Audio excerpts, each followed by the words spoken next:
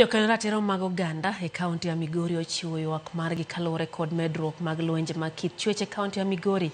Sani nitiere mine ariyo madhi nyime kod yudo thieth e osiptal maduong' ma Migori bang' yudo hinyruok marach ma iteno kod lwenje mag kit chwech. Jafwambo marwa Jo Juma nigi ler. Kwan jogo makalo lwenje mag kit chwech osebedo ka koro dhi malo e piny Kenya kaluwore kod lipode ma opogore opogore. Lipot ma Kenya Demographic Health Indicator Survey mar higa mar 2022 yango ni atamalo 40 mag mine pacho kae osekalo lwenjego mag kit chwech e kit ngimagi. E kaunti ma Migori nyaka sani nitiere kwan oganda mathoth ma yudo thieth e osiptende mopogore opogore bang' kalo e lwenjego mag kit chwech. Almost a year up to now, we have an approximate of 1,000 cases for all types of violence, but the most dominant cases are among sexual violence cases who are among the minors below the age of 18. Then an upcoming is the intimate partner violence. Kuficha Kenya ilikuwa kwa ndoa yangu ndio imeniletea shida kama hii. Sharon Akoth kaachiel kod Rosa Dhiambo masani dhi nyime kod yudo thieth e osiptal maduong' ma Migori gin mana mokuom oganda Sanja ma osekalo e lwenjego mag kit chwech e kaunti ma Migori. Rosa Dhiambo ne omonj kod jater tarik 1 mar mar 9 mar higani, monj ma bende weye ka lwetege ariyo kod otong'. Nyathine ma wuoyi matin ma bende ne gintiere godo e kind monj machalo kod mano bende noyudo hinyruok marach. Karosetong'o nyathicha kae motonga beti achiel bada koni tayudo ka onge gi lwetena.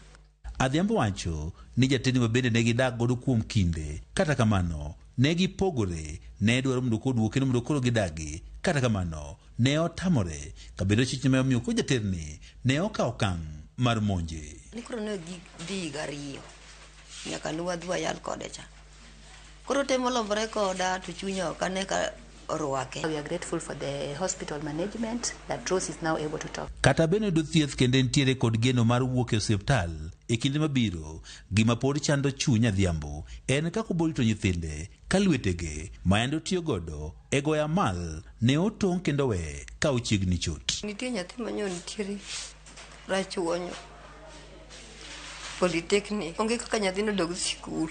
Currently she's progressing on well.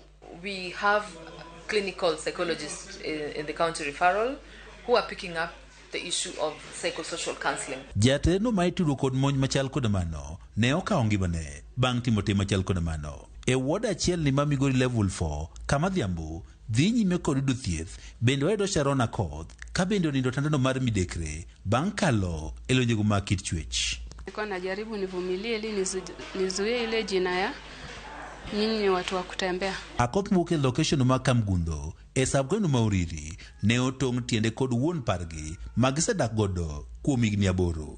Monj makoro omiyo en osiptal sani otimore ka osepogore kod wuon pargino nikech lwenje mag kit chwech ma kinde ka kinde. Ashainua panga juu, ilikuwa kate shingo nikadivert mkono yake ndiye akakata mguu.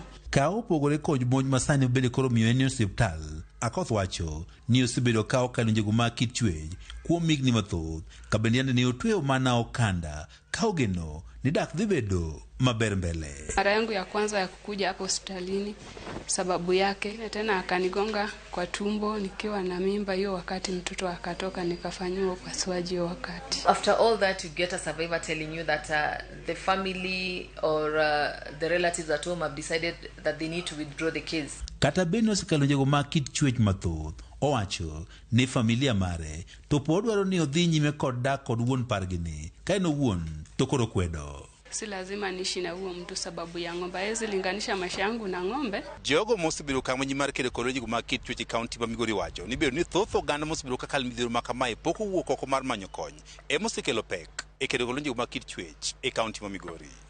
George Juma, Ramogi TV, Migori.